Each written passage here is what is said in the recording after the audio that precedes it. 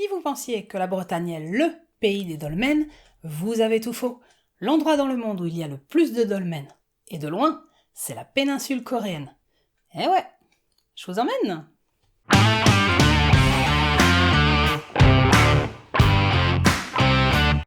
Bonjour et bienvenue sur Truelle la vie, la chaîne qui vous parle d'archéologie. Pour ce premier épisode, je vous emmène à la découverte de monuments qu'on ne connaît pas ou peu en Europe, les dolmens de Corée. Un dolmen est une tombe mégalithique, c'est-à-dire une tombe monumentale en pierre. Sa structure est composée de piliers qu'on appelle orthostates et d'une ou plusieurs dalles posées sur les orthostates qu'on appelle une dalle de couverture, ceci afin de former une sorte de grande boîte. Cette boîte peut être de taille variable, de forme plus ou moins carrée ou rectangulaire. Dans le cas de dolmens très allongés, plusieurs dizaines de mètres par exemple, on parlera d'allée couverte. Cette structure est généralement recouverte d'un grand monticule en terre, un tumulus, ou en pierre, un cairn. On croit souvent les dolmens tels quels car les tumulus ou les cairns ont disparu avec le temps, mais à l'origine, la structure en pierre n'était pas visible de l'extérieur. On trouve des constructions de type dolmen dans le monde entier, en Europe, en Inde, en Afrique, en Asie orientale. Ce sont généralement des tombes, construites soit pour une seule personne, soit pour plusieurs. De taille et de forme variées, ces dolmens répartis sur tout le globe n'ont pas de lien entre eux, ni d'un point de vue géographique, ni d'un point de vue chronologique. Ils sont simplement l'expression à un moment donné de différentes cultures humaines qui ont ressenti le besoin de construire des tombes spectaculaires. En France, on recense actuellement environ 5000 dolmens encore visibles, ce qui est pas mal, mais en Corée, nord et sud confondus, à ce jour, on en recense environ 51 000, ce qui en fait la région du monde où il y en a le plus. Actuellement, la péninsule coréenne est divisée en deux pays, la République populaire démocratique de Corée au nord et la République de Corée au sud, mais ces deux pays n'existaient pas à l'époque où les dolmens ont été construits. Donc, quand je parlerai de péninsule coréenne ou tout simplement de Corée, il s'agira de tout le territoire occupé actuellement par ces deux pays. Les dolmens de Corée sont donc répartis sur tout ce territoire et même au-delà, avec une concentration plus importante au sud. La situation politique actuelle étant ce qu'elle est, il est néanmoins difficile d'avoir un recensement exact pour la Corée du Nord. Au contraire, dans le sud, les nombreuses fouilles archéologiques des 30 dernières années ont permis de mettre au jour des dizaines de milliers de dolmens qui n'étaient plus forcément visibles à la surface. Certains de ces sites sont même classés au patrimoine mondial de l'UNESCO, comme Gochang avec 440 dolmens, Hwasun avec plus de 500 dolmens et Ganghwa qui en compte environ 150. On divise ces dolmens coréens en deux grands types. Le type table, formé de 2, 3 ou 4 orthostates et recouvert d'une grosse dalle de couverture. On les appelle aussi type du nord car ils sont plus nombreux au nord qu'au sud. Il n'est pas prouvé que tous les dolmens de ce type aient été des tombes et la forme de certains d'entre eux permet d'en douter. Mais dans l'état actuel des recherches, on n'en sait pas beaucoup plus. Le deuxième type, c'est le type en table de Go, en référence à la forme du plateau du jeu de Go japonais qui est constitué de petites orthostates circulaires sur lesquelles est posée une grosse dalle de couverture. Ce type de dolmen se retrouve surtout au sud, il est donc parfois aussi appelé type sud, et la majorité de ces dolmens sont des tombes. Certains spécialistes proposent une troisième catégorie, à savoir une grosse dalle de couverture sans orthostate, posée à même le sol, au-dessus de la tombe qui elle est creusée dans le sol. Mais sans orthostate, est-ce qu'on peut encore parler de dolmen ? C'est la question. En tout cas, ce troisième type se retrouve un petit peu partout en Corée. Dans les dolmens dits du nord, le mort était disposé à l'intérieur de la chambre funéraire formée par le dolmen, au niveau du sol. Du coup, cette tombe était facilement repérable et facile à piller. La majorité, voire la quasi-totalité des dolmens intacts qu'on a retrouvés sont donc des dolmens de type sud. Beaucoup ont échappé au pillage car ils étaient moins visibles dans le paysage, et le fait que les défunts soient placés dans une fosse sous le dolmen a également protégé ces tombes.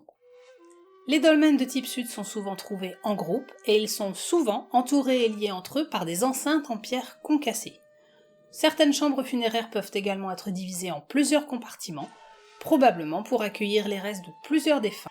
Ce qu'il faut savoir, c'est que le sol de la péninsule coréenne est acide, donc il dissout les restes osseux, on n'a donc pas vraiment moyen de savoir dans quelle position étaient déposés les morts.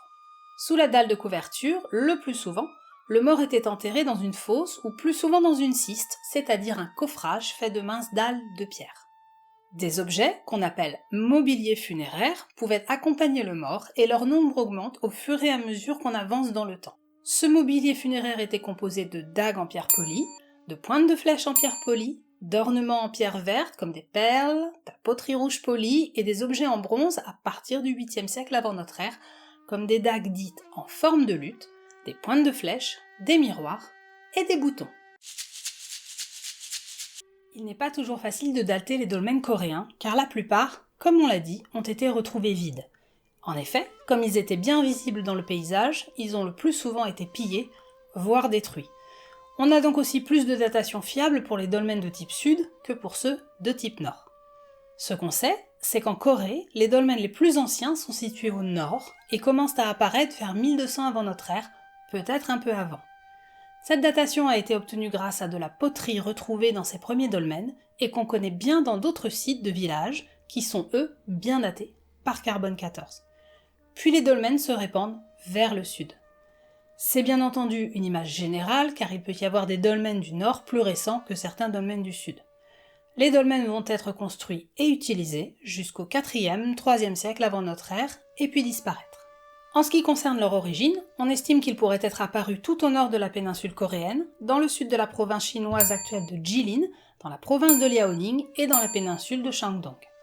Il y a encore débat pour savoir quels sont les liens exacts entre ces dolmens du nord-est de la Chine et ceux de la péninsule coréenne.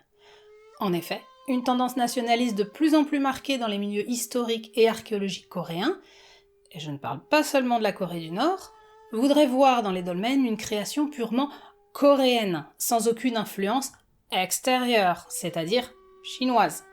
Or, au XIIIe siècle avant notre ère, la Corée et la Chine n'existant pas, les frontières actuelles n'existant pas, cela n'a évidemment aucun sens puisqu'on parle d'une même région. Simplement, le fait qu'aujourd'hui il y a une frontière traversant cette région fait qu'une partie des dolmens est étudiée par les équipes chinoises, une autre par les équipes coréennes, et qu'on a du mal à faire une synthèse de toutes ces recherches. Les dolmens ne sont pas répartis harmonieusement en Corée. Certaines régions en contiennent plus que d'autres. Les principales zones où on en trouve sont la province de Jeollanam-do en Corée du Sud et les provinces de Pyongan-nam-do, Hwagye-nam-do et Hwagye-bukdo en Corée du Nord.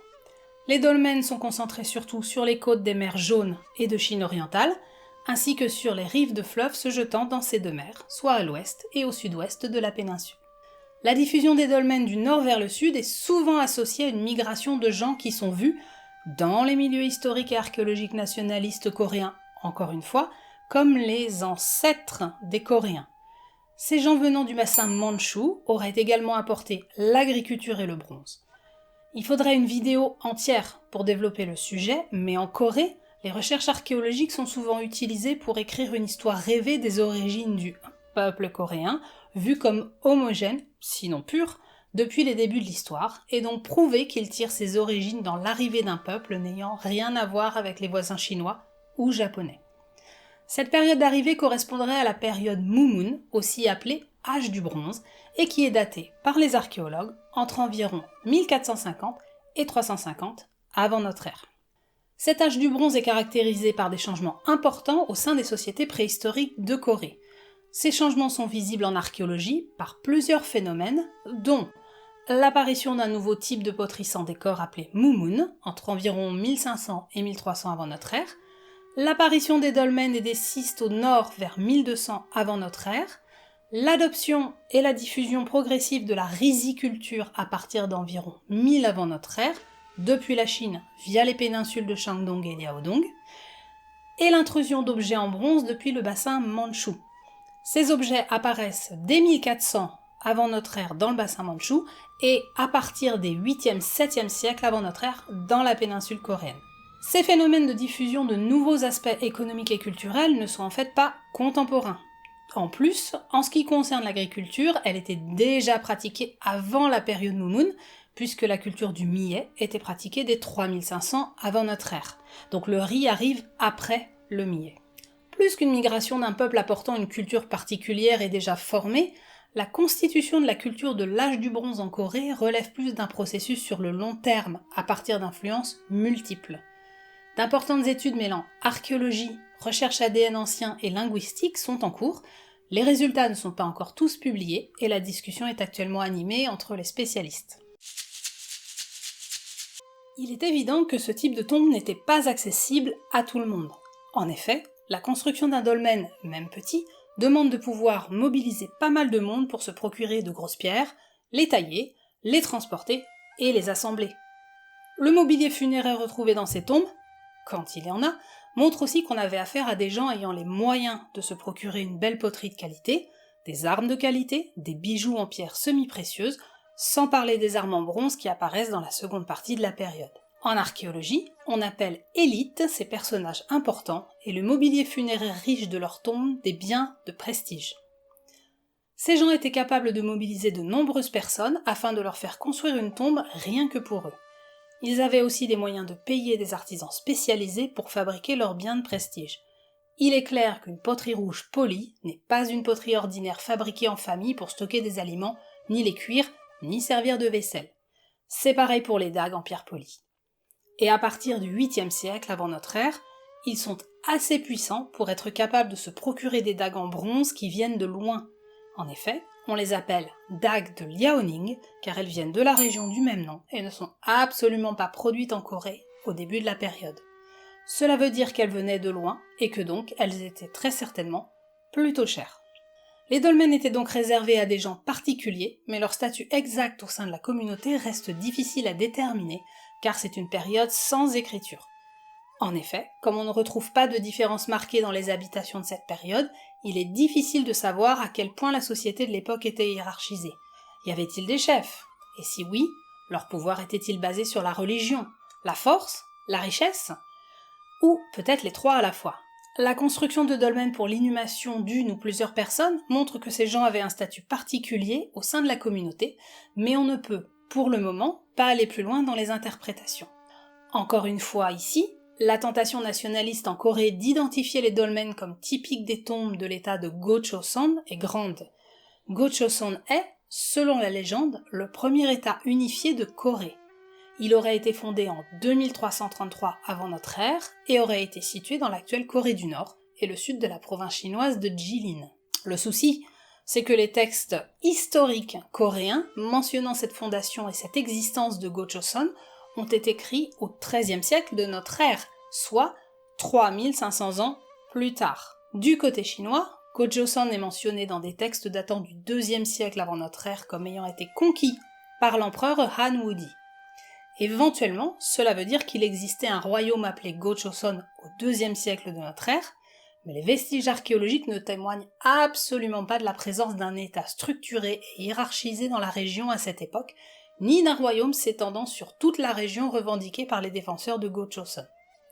Il est également difficile de prendre les descriptions chinoises de peuples qu'ils connaissaient mal et qu'ils voyaient à travers leur prisme politique purement chinois comme fiables.